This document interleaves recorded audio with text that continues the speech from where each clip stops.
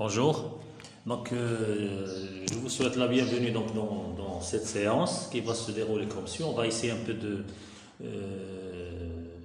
travailler le support Word qui vous a été envoyé et qui concerne le calcul des autorisations de crédit de fonctionnement.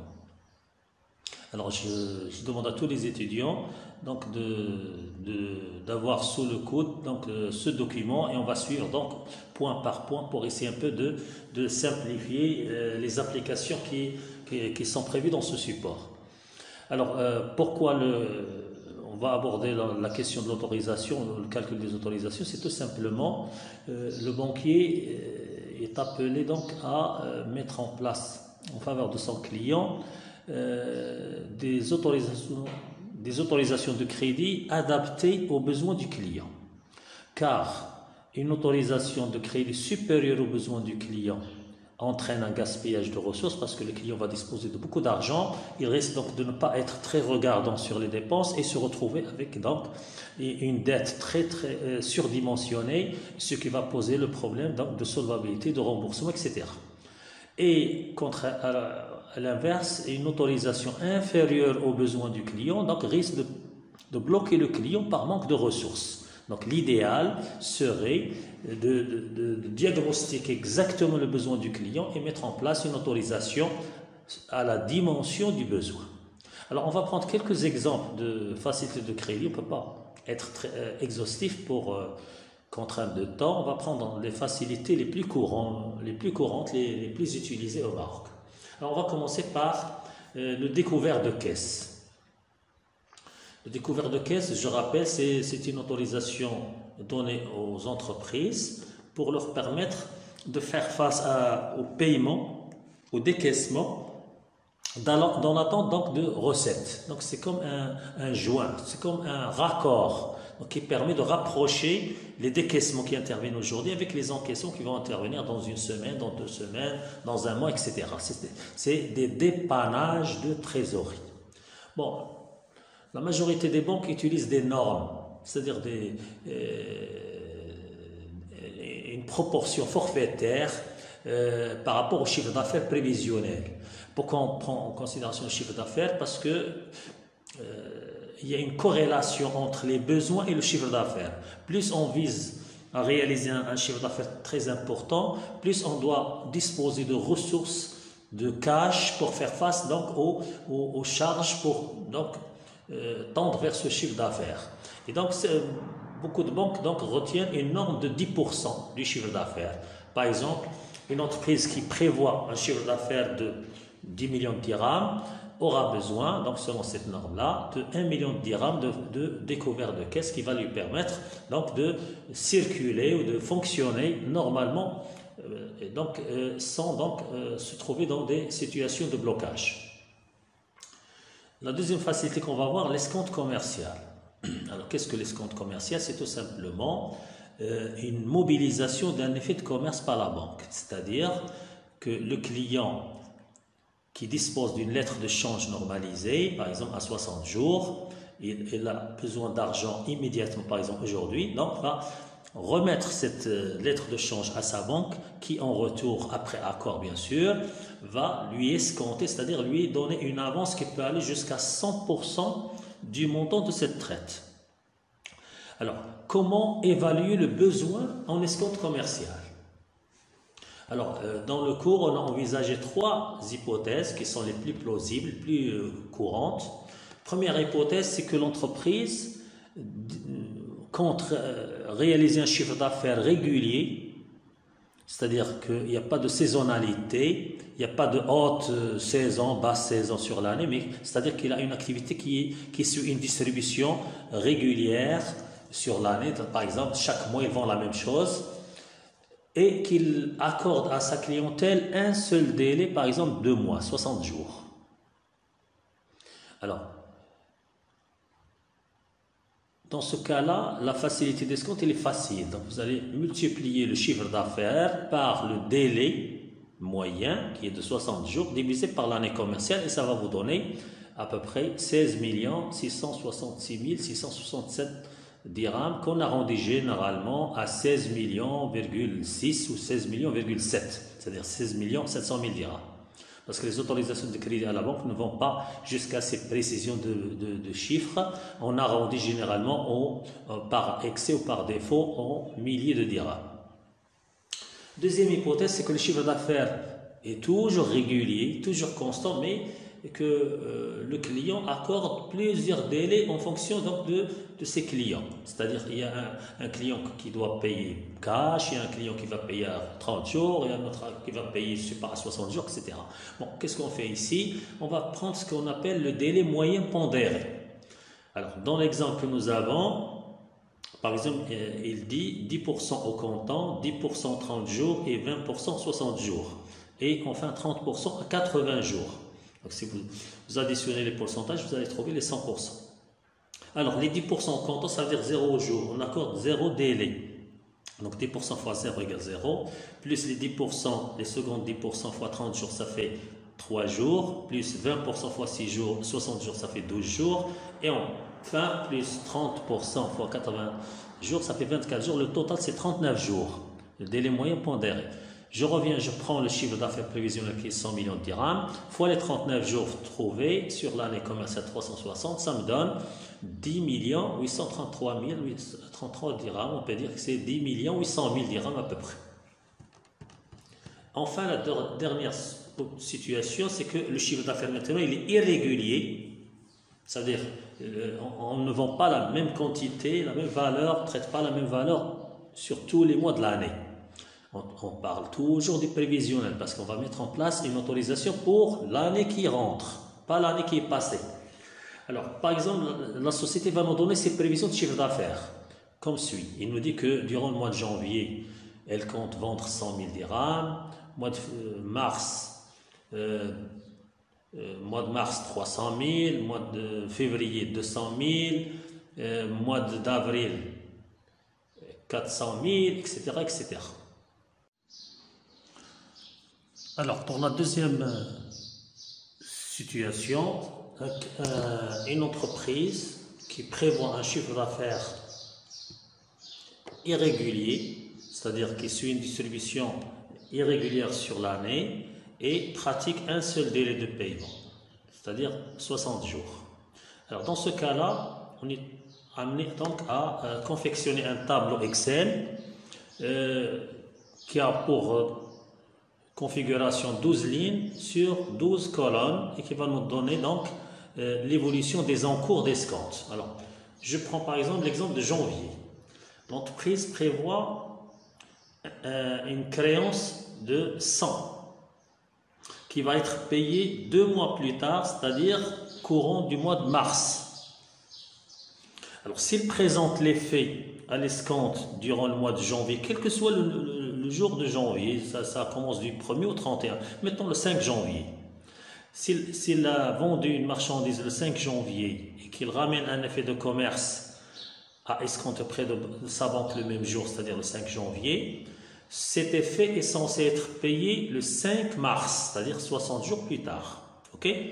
Alors, s'il escompte l'effet le 5 janvier, l'escompte va apparaître dans ce tableau durant tout le mois de janvier, tout le mois de février. Donc vous avez les 100 qui restent encore 100, mais durant le mois de mars, à la fin du mois de mars, il va être payé. C'est la lettre P.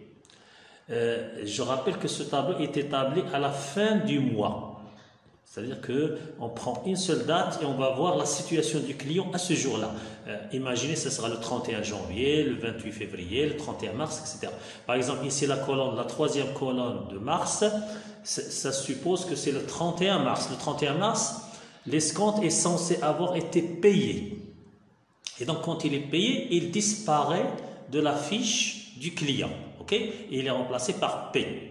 Donc, l'espace est libre ici au niveau de l'escompte. Les ventes de février, 200. La même chose, elles vont être payées courant mois d'avril, c'est-à-dire 60 jours après, jour pour jour. Alors vous aurez les 200 qui vont figurer durant le mois d'escompte qui est de février, quel que soit le jour. Ils vont figurer aussi durant tout le mois de mars, 200, mais ils vont disparaître à la fin du mois d'avril. Et ainsi de suite, pour tous les mois, vous avez donc par exemple mars 300, 300 P, avril 400, 400P, etc., jusqu'à la fin. Après, on descend en bas du tableau et on fait les totaux par colonne. Le total en cours escompte du mois de janvier, vous allez retrouver 100 dans la dernière ligne du tableau. Mois de février, vous allez additionner les deux encours, l'encours de janvier et l'encours de février. Vous avez 100 plus 200, ça fait 300. Le mois de mars, la première opération d'escompte donc, a été payée et disparaît, c'est le P. Et il est remplacé par les 200 de février et les 300 du mars. Donc vous avez un total de 500 et ainsi de suite. Vous allez jusqu'à la fin du mois de décembre. Vous allez trouver 2300. Alors, si on se limite à l'année en cours, c'est-à-dire de janvier à décembre. Donc le maximum d'encours, c'est 2300. Mais si on prend une année de jour pour jour, c'est-à-dire on va de janvier jusqu'à janvier de l'année suivante, ça fera 12 mois. Et là, on va trouver un autre chiffre qui est coloré en jaune, vous pouvez le remarquer, c'est 2500. Ça veut dire que ce client-là aura besoin d'une autorisation d'escompte de 2 500 000 dirhams pour couvrir donc, les besoins en trésorerie nés donc, des crédits qu'elle accorde à ses clients.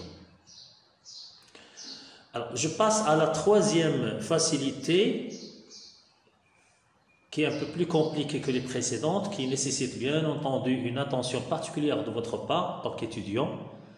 Ce n'est pas exclu que vous allez repasser plusieurs fois cet enregistrement audio exactement au niveau de ce point-là parce qu'il est de nature complexe, mais je vais essayer un peu d'être très expressif. Et si maintenant vous avez des questions, des ambiguïtés donc, qui demeurent sur le support, donc vous pouvez rebondir en posant des questions sur le portail ou bien via le délégué. Alors, on va lire ensemble l'énoncé de cette facilité. Bon, je rappelle d'abord l'avance sur marché public qu'on a déjà étudié en classe. Malheureusement, il y avait beaucoup d'absents le samedi dernier. Alors, un marché public, c'est quoi? C'est tout simplement un contrat qui est signé ou qui est passé entre l'administration, qui est généralement appelée maître d'ouvrage, et une entreprise partenaire qui va réaliser ce marché.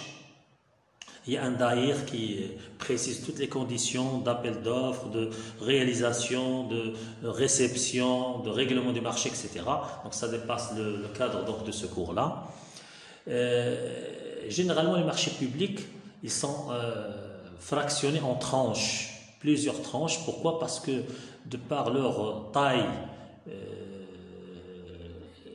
si on oblige une entreprise de réaliser la totalité du marché public avant d'être payée, donc presque aucune entreprise ne sera capable de mener à bien les marchés publics. Donc l'administration est consciente de cette contrainte et elle a l'habitude de fractionner un contrat en plusieurs tranches, 2 tranches, 3 tranches, 4, 5, en fonction de la durée d'exécution des travaux. Et donc chaque tranche, il a un montant, et donc chaque fois que l'entreprise termine une tranche, il est payé sur cette tranche, puis il attaque la deuxième, jusqu'à la troisième, jusqu'à la dernière. Bon, le problème c'est que lorsqu'on s'engage sur un marché public, on vise bien sûr de réaliser un gros chiffre d'affaires, c'est naturel. Mais ça nécessite de l'entreprise un engagement financier qui est parfois très lourd et qui dépasse ses moyens. Donc pour s'engager sur un marché public, il faut que l'entreprise soit sûre de l'engagement solidaire d'une banque avec elle ou de 2 banques qui vont être patientes, qui vont l'aider, qui vont la soutenir durant donc ce périple. Et justement, les banques, ils accordent à ce niveau-là ce qu'on appelle les avances sur marché public ou les avances sur les attestations de droits constatés. Alors, on va prendre un exemple sans approfondir un peu la théorie. Donc on n'a pas le temps. Donc l'exemple, il va nous montrer exactement la fonctionnalité donc, de ce marché public. D'abord, l'entreprise qui vient de décrocher un marché public, elle commence par établir ce qu'on appelle un budget. Qu'est-ce qu'un budget? Un budget du marché, ce n'est pas le budget de trésorerie que vous connaissez. Donc pour chaque, par exemple une entreprise qui est engagée avec 2 ministères, par exemple le ministère de l'enseignement supérieur pour construire une école ou le ministère de la santé pour construire un dispensaire, il va établir 2 budgets, l'un pour l'école, l'autre pour le dispensaire, etc. Alors, qu'est-ce qu'un budget de marché? C'est tout simplement un état prévisionnel, mensuel, qui va nous donner les entrées et les sorties d'argent, tout simplement. C'est-à-dire les encaissements, les décaissements, les soldes et les soldes cumulés durant la durée du marché. Si le marché a une durée de 6 mois, on aura un budget de 6 mois. Si le marché a une durée d'une année, le budget aura une année, une durée d'une année. Si le marché a une durée de 3 ans, on aura un budget sur 3 ans. Voilà. Alors, je prends l'exemple qu'on va lire ensemble. Alors, pour quantifier le besoin du client, le banquier exigera un budget de marché. Donc, c'est rappelé là, c'est un état prévisionnel faisant ressortir les encaissements et décaissements au titre du marché sur sa durée d'exécution. C'est ce que je viens de dire. Alors, exemple, soit un marché portant sur 40 millions de dirhams réalisable en 12 mois à partir de janvier et réparti en 4 tranches trimestrielles. Là, on a choisi les trimestres pour simplifier. La banque octroie, c'est-à-dire accorde à l'entreprise une avance sur travaux réalisés immédiatement après livraison de chaque tranche et sur production des attestations de droits constatés délivrées par le maître d'ouvrage. Qu'est-ce que ça veut dire ici? Dans le cas que nous avions choisi ici, ça veut dire que la banque ne va pas vous donner une avance lorsque vous êtes titulaire d'un marché. Il attend à ce que vous terminiez la première tranche. Ça veut dire que généralement l'entreprise doit disposer d'un autofinancement ou d'un excédent de cash qui lui permet au moins de réaliser la première tranche, et à ce moment-là que la banque va lui donner une avance qui va permettre à l'entreprise de s'attaquer à la deuxième tranche et ainsi de suite. Alors le règlement de chaque tranche s'effectue à 30 jours après sa livraison. Qu'est-ce qu'on a dit dans l'énoncé? Le marché est réalisable en 4 tranches trimestrielles. Alors si on démarre le marché le 1er janvier, par exemple, la première tranche va se terminer plus ou moins fin mars, la deuxième fin juin, la troisième fin septembre et la quatrième fin décembre, plus ou moins, à quelques jours près. Ok? Alors, le règlement de chaque tranche s'effectue à 30 jours après sa livraison. Qu'est-ce que ça veut dire? La livraison. Ça veut dire que quand l'entreprise réalise la première tranche le 31 mars, il va livrer cette tranche à l'administration, c'est-à-dire livrer. Il va appeler le responsable de l'administration qui vient constater que la première tranche a été réglée dans les règles de l'art. Et donc le représentant de l'administration, généralement l'ingénieur, va établir une attestation qui dit que à ce jour-là, nous avons constaté que l'entreprise adjudicatrice a bien réalisé la première tranche qui se fixe à tel million de dirhams. Ok, donc le règlement de chaque tranche s'effectue 30 jours après sa livraison. Quand ce représentant d'administration constate que la tranche a été livrée, ça veut dire que le règlement va s'effectuer 30 jours après, c'est-à-dire fin avril, plus ou moins. Donc, on a livré la première tranche 31 mars, on va être payé le 30 avril.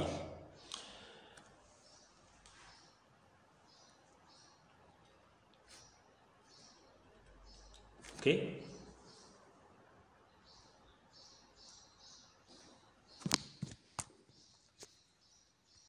Alors je disais que l'administration va délivrer une attestation de droit constaté sur la tranche livrée une semaine après la livraison.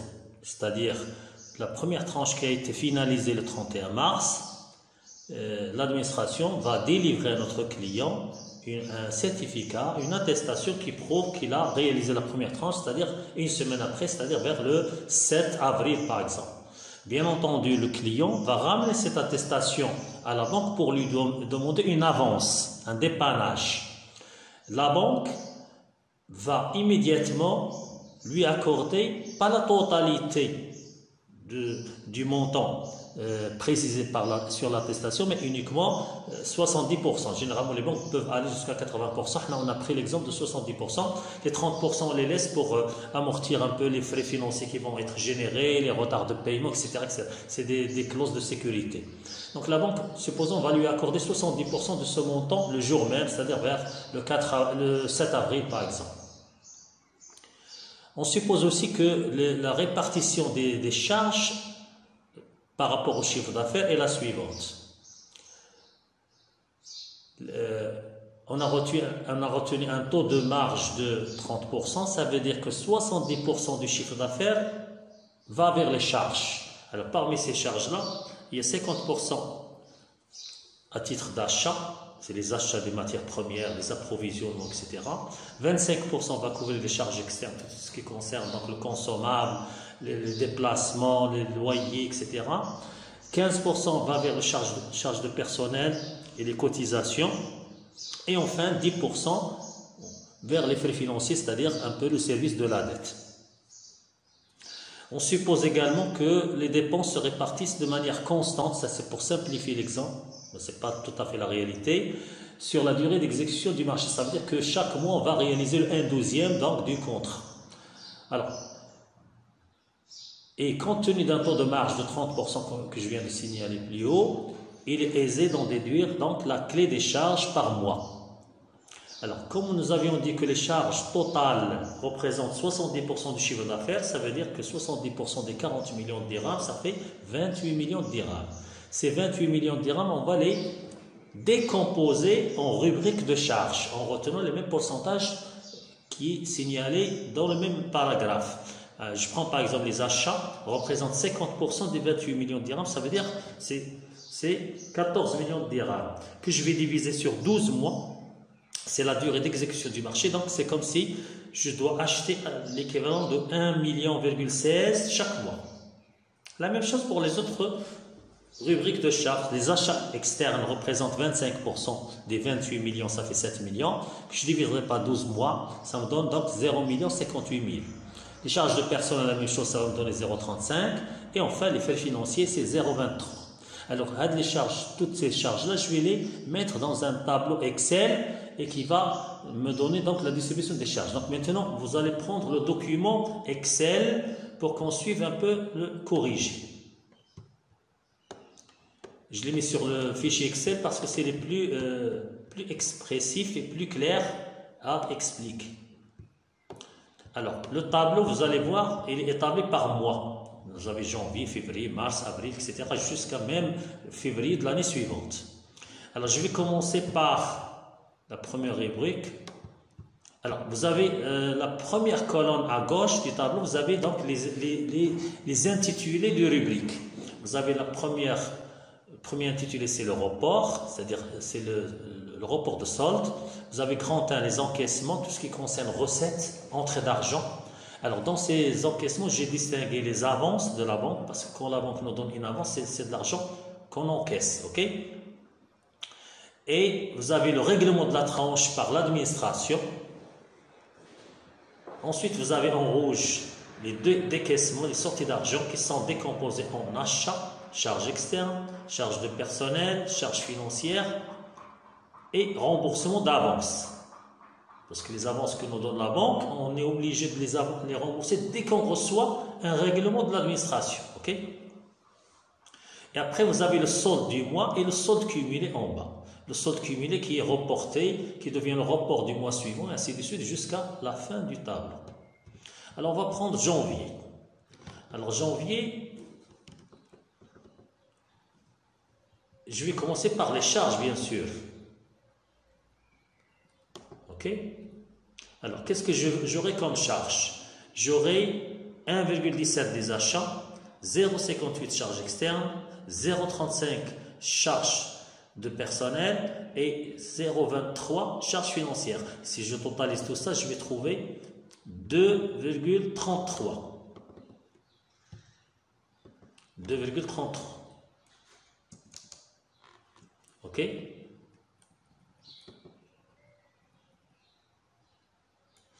Voilà, 2,33, c'est moins bien sûr, mais déjà quand je mets décaissement, je garde le signe positif, ok? Alors c'est moins 2,33, mais j'ai 0 encaissement en bleu durant le mois de janvier. Donc j'aurai un solde du mois en bas négatif de moins 2,33, parce que c'est 0 moins 2,33. La dernière ligne du tableau, c'est le solde cumulé qui est toujours moins 2,33 qui remonte pour le mois de février qui devient moins 2,33 solde initial. La même chose, durant le mois de février, je ne fais que payer et décaisser en tant qu'entreprise. Il faut que je termine la première tranche, je le rappelle. Là, les mêmes, c'est constant. J'aurai encore le solde du mois de 33. plus le solde initial, ça me donne solde cumulé février, moins 4,66, qui remonte, qui devient le solde initial du mois de mars, moins 4,66. J'ai toujours les mêmes charges. Voilà. Donc, 2,33, la même chose pour le mois de mars, moins 2,33, j'ai le solde qui devient moins 6,99. Je passe à avril. Le solde initial, c'est moins 6,99. Mais rappelons que l'administration va me délivrer, tout à l'heure, une attestation de droit constaté, c'est-à-dire durant le mois d'avril. Nous l'avions déjà dit. C'est-à-dire 40 jours après la livraison. OK?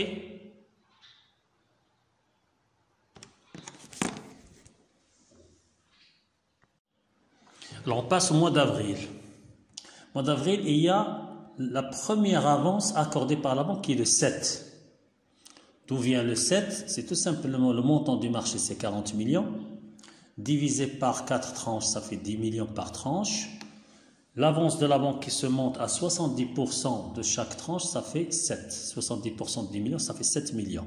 Donc la banque ici accorde 7 millions qui va être inscrite au niveau donc de l'avance du mois d'avril, ça fait 7.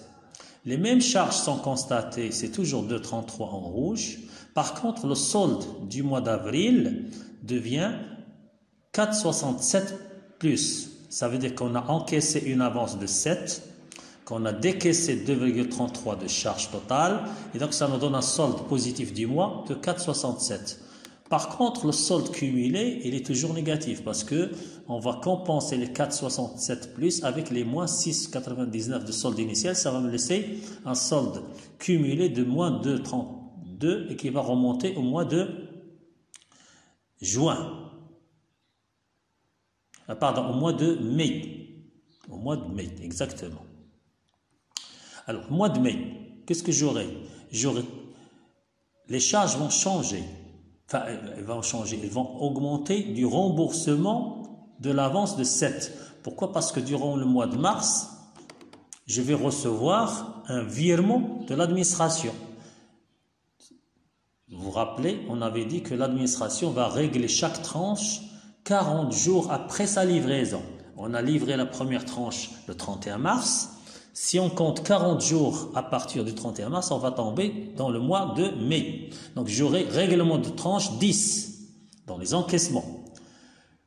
Et là, la banque va bien sûr déduire son avance parce que c'est elle qui va recevoir le virement de 10 millions de dirhams. Donc elle va se faire rembourser rapidement de 7 et me laisser le reliquat. Donc j'aurai le remboursement de 7 de l'avance qui m'a été encore accordée le mois précédent en avril. Et donc les charges totales, les décaissements totaux, ça sera 9,33. C'est les 2,33 habituels plus les 7. Alors, le solde du mois, c'est 10 que je viens de recevoir de la banque comme virement de l'administration, moins les 9,33 que j'ai décaissés durant le mois de mai, et ça me laisse un solde positif du mois de 0,67. Avec lequel je vais cumuler avec le solde initial qui était moins de 32 et ça va me laisser un solde cumulé de moins 1,65 qui va remonter au mois de juin. Mois de juin, qu'est-ce que j'aurai encore? J'aurai les mêmes charges de 32 parce qu'il n'y a ni avance ni paiement durant le mois de juin ni le mois de juillet. OK? Alors, durant le mois de juin, j'aurai les mêmes charges de 2,33, exactement. Alors, je mets à jour donc, le fichier Excel. Donc, j'aurai le solde, je n'ai rien reçu en encaissement durant le mois de juin. J'ai décaissé 2,33. Donc, le solde du mois est négatif de 2,33.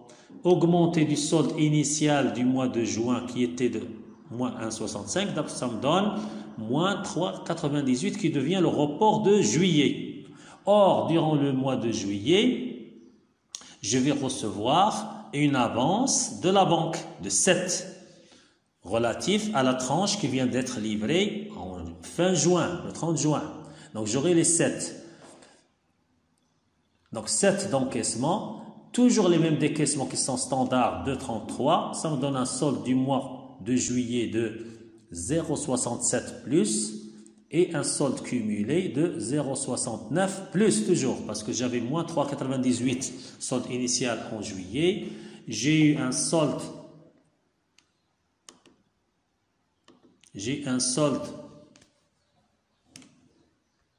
Et donc je disais, donc j'aurai un solde du mois de l'ordre donc du mois de juillet de l'ordre de 4,67. Pourquoi? Parce que j'ai reçu une avance de la banque de 7.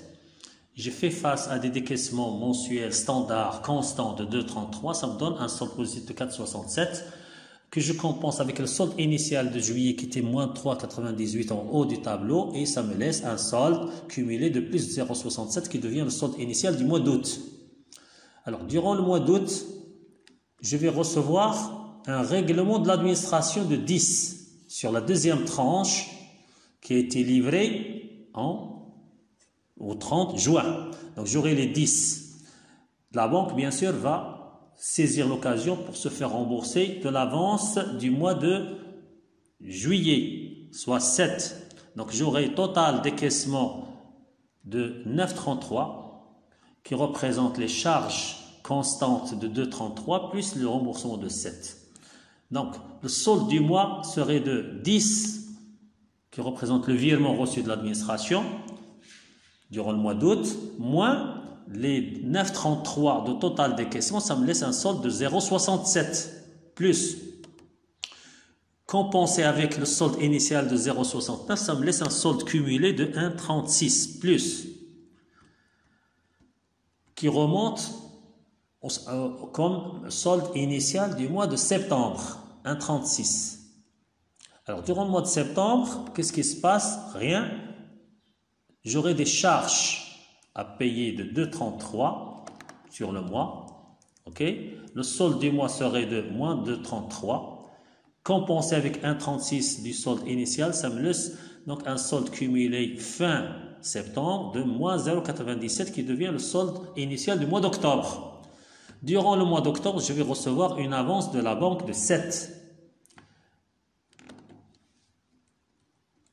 Les charges sont toujours de 2,33 en octobre. Ça me donne un solde du mois d'octobre de 4,67 compensé avec le solde initial négatif de 0,97. Ça me donne un solde cumulé du mois d'octobre de 3,70. Et donc on se retrouve durant le mois de décembre avec un solde initial de 4,37, des charges du mois de 2,33 et un solde cumulé de 2,04 qui devient le solde initial du mois de janvier de l'année suivante, 2,04. À ce moment-là, on n'a plus de charges, on a déjà terminé donc le marché, on attend le virement qui doit donc atterrir 40 jours après, c'est-à-dire 40 jours après le mois de décembre, c'est-à-dire courant du mois de février qui est de 10. On attend donc le règlement de dernière tranche. Alors, à ce moment-là, on ne va plus demander une avance à la banque de 7. Pourquoi? Parce qu'on n'en a plus besoin. Ok? Donc, il n'y a plus d'avance durant le mois de janvier. Et donc, le solde initial qui est 2,04 devient le solde cumulé de 2,04 qui remonte durant le mois de février 2,04. On reçoit le virement de l'état de 10. Ajouté au solde initial, ça nous donne un total de 12,04. Alors, pour vérifier est-ce que ce montant est juste, vous allez donc additionner l'ensemble des recettes qu'on a reçues depuis le début du tableau et l'ensemble des décaissements qu'on a effectués. Il faut trouver donc 12,04. Bon, comment vous allez faire autrement? Combien on a reçu? On a reçu 40 millions, c'est-à-dire 4 fois 10, il y a 4 fois les virements reçus de 10 dans les règlements de tranche. On a reçu 3 avances de 7. Donc, vous voyez donc la case bleue. Alors, vous avez 3 fois 7, ça fait 21. 4 fois 10, ça fait 40. Donc, 21 plus 40, ça fait 61. Donc, total recette qu'a reçu l'entreprise entre les virements de l'administration et les avances de la banque, c'est 61. Combien il a payé comme charges et remboursements, etc. C'est ce qu'il y a en rouge. On a payé sur 12 mois 2,33 par mois, plus les remboursements des 3 tranches de 7. Donc vous allez mettre 2,33 fois 12, plus, entre parenthèses, 7 fois 3, et le montant que vous allez trouver, c'est le total charge. Si vous le déduisez du montant de 61 millions, vous allez trouver les 12,04 qui figurent dans la case en jaune. Voilà, donc s'il y a des questions, donc vous les posez, et donc on essaiera un peu donc de simplifier un peu cet exemple. Je pourrais vous donner un exercice à faire qui est semblable à celui-ci, après donc la simulation bien sûr de cet exemple. Alors, pour ce qui concerne la facilité de crédit documentaire, je rappelle, le crédit documentaire, donc c'est un mode de paiement qui comporte la garantie de la banque de l'acheteur, qui s'appelle la banque émettrice, auprès de la banque du fournisseur ou du vendeur, qui s'appelle la banque notificatrice ou confirmatrice. Alors, pour évaluer le besoin du client en termes de crédit documentaire, la banque va demander à celui-ci de fournir un certain nombre d'informations, de documents, parmi lesquels le programme prévisionnel d'importation. C'est-à-dire que le client doit nous donner ses prévisions d'importation sur les 12 prochains mois, pour qu'on puisse donc établir ou fixer ses besoins. Il doit nous donner ce qu'on appelle les incoterms relatifs aux expéditions, c'est-à-dire des termes commerciaux qui vont être prévus ou fixés dans les contrats commerciaux avec n'importe quel partenaire étranger. Parmi les incoterms les plus utilisés, c'est le départ usine, FOB, CAF, etc. Devis de facturation, c'est-à-dire ce qu'on appelle les factures pro forma, qui nous donnent une évaluation approximative en termes de poids, de valeur, etc. des marchandises. La devise de facturation, pourquoi? Parce qu'on doit tenir compte de l'évolution des cours de change sur les 12 mois. Délai d'expédition, c'est-à-dire quel est le délai nécessaire au fournisseur qui, à partir de la commande, il puisse donc préparer la livraison et la faire parvenir jusqu'à destination, par exemple, auprès du port de Casablanca. Donc le délai d'expédition comporte le délai de préparation de la commande et le délai d'acheminement de transport jusqu'au port d'arrivée. Et le mode de règlement, c'est-à-dire comment on va régler soit cash, soit contre acceptation d'une traite d'une lettre de change normalisée en devise. Alors, les paiements à vue, on ne peut pas payer une marchandise qui n'est pas encore arrivée. Bon, parfois, donc, on peut donner des avances sur un certain pourcentage, c'est vrai, mais la règle la plus courante au Maroc, c'est qu'on attend à ce que la marchandise soit au port pour qu'on puisse payer. Donc, le paiement à vue interviendra en principe à l'arrivée de la marchandise, soit généralement, selon les termes de cet exemple, 30 jours après la passation de la commande. Alors, on prend un exemple qui nous donne un programme prévisionnel des importations comme suit. Durant le mois de janvier, le client prévoit d'importer pour 600 000 € à vue. Mois de février, 2 millions de dollars américains contre acceptation 60 jours, c'est-à-dire qu'on va recevoir la marchandise un mois après la commande, c'est-à-dire on va la recevoir en mars pour les dollars, et on aura 2 mois à partir de cette date-là pour les pays. Donc le paiement en dollars n'interviendra que durant le mois d'avril. On verra ça dans le tableau. Et ainsi de suite. Alors je vais prendre... pour cet effet, on va donc confectionner un petit tableau très simple. On peut le faire sur Excel. Il y aura en ligne les mois sur toute l'année de janvier à décembre. Vous voyez donc les colonnes 01, 02 jusqu'à 12. Vous aurez donc dans les rubriques en ligne le report, toujours le solde initial, les ouvertures, c'est-à-dire les nouvelles opérations durant le mois, les réalisations, c'est-à-dire les opérations qui ont été effectuées durant le mois, le solde du mois, c'est-à-dire les opérations nouvelles moins les opérations réalisées ou soldées, et vous avez le solde cumulé qui est égal au solde du mois plus le report du même mois, et ainsi de suite. Alors, on prend par exemple le mois de janvier. On compte importer 600 000 €. Alors, regardons le cours de change approximatif. Pourquoi approximatif? Parce qu'on ne fait que des prévisions, on n'est pas encore le jour J. Alors, cours approximatif pour l'euro, il est donné à 12 000 mat, 12 dirhams. Donc, je multiplie les 600 000 par 12, ça me donne 7200 kd. Donc, tout le tableau, il est raisonné en kd pour éviter donc, de multiplier les zéros. Donc, 7200. Durant le mois de janvier, il y a une ouverture de 7200 qui devient le solde du mois 7200, le solde cumulé 7200 qui remonte vers le mois de février. Durant le mois de février, il y a deux opérations qui vont s'effectuer en même temps. J'aurai une importation de 2 millions de dollars. Alors, je prends les 2 millions de dollars que je multiplie par le cours du dollar. Dans l'exemple, c'est 8 dirhams 50. Ça fait 17 millions de dirhams. Plus la deuxième ouverture qui est en rial saoudi, 500 000, que je multiplie par le cours du rial saoudi qui est de 3 dirhams. Ça fait 1 500 000. Donc 17 000 plus 1500, ça fait 18 500. Voilà, donc l'ouverture des deux opérations, ce sera 18 500. La réalisation durant février, on va réaliser, c'est-à-dire on va payer la transaction de l'euro qui a été commandé en janvier, qui est arrivé en février. Donc il y a une sortie du risque de 7200. Donc qu'est-ce que j'aurai comme solde? Je viens d'ouvrir 18 500, je viens de payer 7200, ça me donne le solde du mois de 11 300.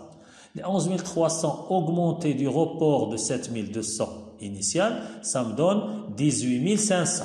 C'est finalement la nouvelle ouverture nette de la clôture de 7200. Les 18 500 remontent comme solde initial du mois de mars. Durant le mois de mars, je n'ai aucune ouverture, donc zéro. Par contre, l'importation rial saoudi va tomber au mois de mars, va être payée. Donc il y a une sortie, réalisation de 1500. Le solde du mois de mars négatif, c'est moins 1500. J'ai rien ouvert et j'ai payé 1500. Le solde cumulé, c'est les 18 500 moins 1500, ça fait 17 000. 17 000, ça représente la transaction en dollars qui va être payée en mois d'avril. Je remonte les 17 000 au mois d'avril. Durant le mois d'avril, il y a une nouvelle ouverture. 100 millions de yens japonais, Japan yen. Contre acceptation 60 jours. Or, le cours de change du yen, c'est 100 yens égale 8 dirhams. Donc, je vais prendre les 100 millions, je vais diviser par 100, ça me donne 1 million. Fois 8, ça fait 8 millions de dirhams. Donc, c'est l'ouverture de 8 millions de dirhams au mois d'avril. La réalisation, aucune réalisation du mois d'avril, c'est 0. Le solde, c'est 8 millions. Plus les 17 millions de report, c'est 25 millions de dirhams. Mois de mai, je reporte les 25 millions de dirhams. Il y a une nouvelle ouverture, 400 000 GBP, Great Britain Pound, c'est-à-dire la livre sterling anglaise. Donc, la livre sterling, j'ai comme cours 14 dirhams. Je vais multiplier 400 000 par 14 dirhams, ça doit donner donc les 5600. Donc 5600 d'ouverture. Je vais payer le dollar, les 17 000.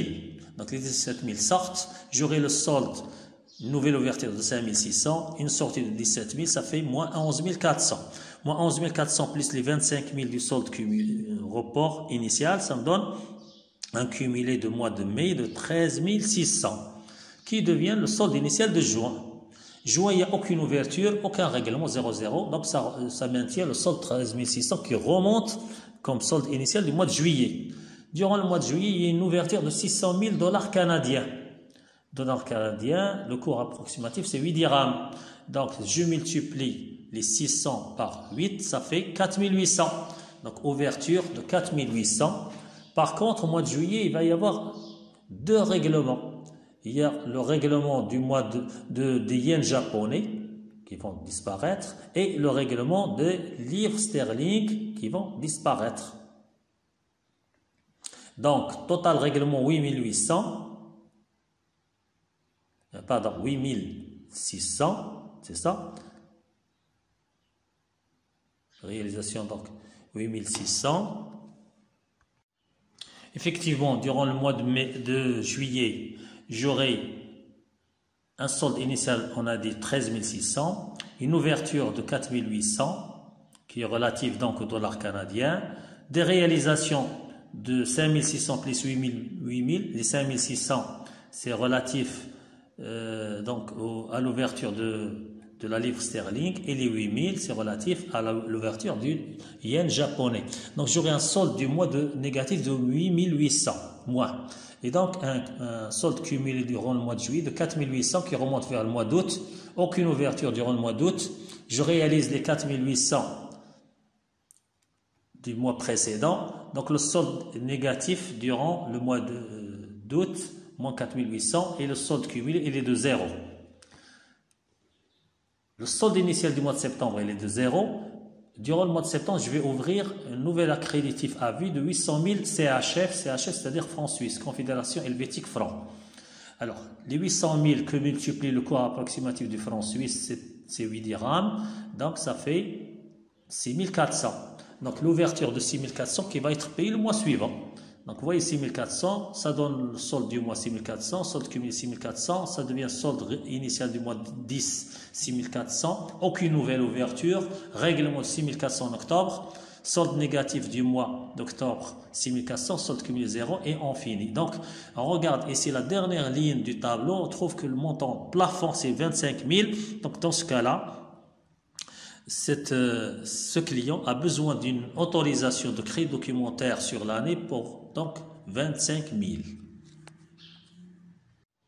Alors pour l'obligation cautionnée, qu'est-ce qu'une obligation cautionnée? C'est tout simplement une facilité qui est accordée par la douane au client pour différer les droits de douane. En principe, on doit s'acquitter des droits de douane et des taxes à l'importation à l'heure du passage de l'importation ou de la marchandise importée d'un poste douanier. L'entreprise n'est pas capable de le faire parce qu'il ne dispose pas de trésorerie, donc il va demander un délai de paiement à la douane qui varie généralement de 60 à 120 jours, mettons dans notre exemple 60 jours, c'est-à-dire que la douane va patienter 60 jours avant d'encaisser les droits de douane, mais il va se dessaisir de la marchandise en faveur du client, mais à condition que ce client-là ramène une garantie d'une banque, c'est-à-dire une caution, un engagement solidaire de la banque de payer les droits de douane à leur échéance. Alors, on prend notre exemple. On a commandé la première transaction durant le mois de janvier. Donc, regardez le tableau du Crédoc précédent. Donc, on avait commandé une transaction en euros, d'accord, de 600 000 euros. Okay, pour un cours de change de 12 dirhams, ça fait 7200. 7200, on les a commandés en janvier. Ils vont arriver au Maroc durant le mois de mars. On les a commandés au mois de janvier. La marchandise va arriver un mois plus tard, c'est-à-dire le mois de février. Donc, il va être à la douane au mois de février. À ce moment-là, on doit produire une obligation cautionnée durant le mois de février pour nous laisser passer la marchandise. Au lieu de payer cash, on dépose un papier qui s'appelle obligation cautionnée d'un montant de 2160. Tout ce qui est sorti les 2160, c'est tout simplement le taux de droit de douane qu'on a pris dans l'exemple, comme ça arbitrairement, 30%. Donc je vais multiplier les 7200 par 30%, ça me donne 2160. Donc je dépose cette obligation cautionnée, donc j'ai un risque qui va figurer sur ma fiche chez la banque de 2160 en février. Quand est-ce que l'obligation cautionnée va être payée? On a pris l'exemple à 60 jours. Donc, je l'ai donné en mois de février. Il va apparaître durant le mois de mars et il va être payé durant le mois d'avril. Donc, 60 jours. Alors, si vous regardez le tableau des obligations cautionnées, vous allez avoir durant le mois de février report 0 parce qu'il n'y a rien avant. L'octroi, c'est-à-dire l'attribution d'une obligation cautionnée au client de 2160. Donc, le règlement d'obligation cautionnée du mois de février, il n'y a rien. Le solde du mois, c'est 2160. Le solde cumulé, 2160. On passe au mois de mars. Le solde initial, c'est 2160. Le mois de mars, on va faire deux importations qui représentent 18 500. Alors, si vous vous rappelez, c'est le dollar américain et le rial saoudi en même temps. C'est ça qu'on avait pris. Donc, si vous regardez le tableau des importations, durant le mois de février, on avait importé 2 millions de dollars. 2 millions de dollars, si on multiplie par 8,5, ça fait 17 000. Et on avait importé 500 000 rials saoudis. Si on multiplie par 3 dirhams, ça fait 1500. Donc, 1500 plus 17 000, ça fait 18 500. Les 18 500 ont été importés en février. Ils vont arriver au Maroc au mois de mars.